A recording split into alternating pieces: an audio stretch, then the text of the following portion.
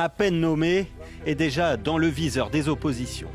L'arrivée de Sébastien Lecornu à Matignon fait face à de nombreuses critiques, à commencer par Marine Le Pen. La chef de file des députés RN fustige la décision d'Emmanuel Macron. Le président tire la dernière cartouche du macronisme, bunkérisé avec son petit carré de fidèles. Après les inéluctables futures élections législatives, le Premier ministre s'appellera Jordan Bardella.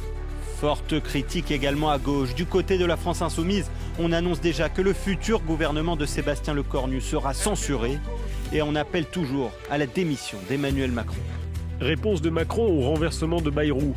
Dorénavant, c'est absolument comme auparavant.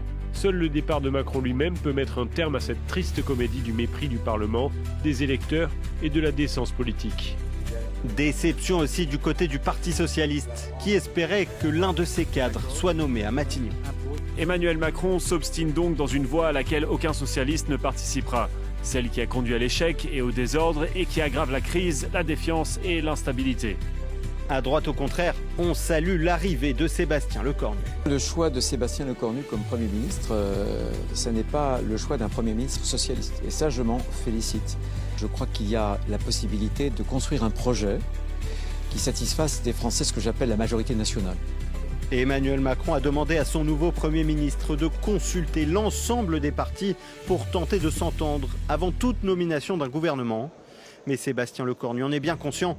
Trouver des compromis s'annonce des plus ardus pour tenir à son poste.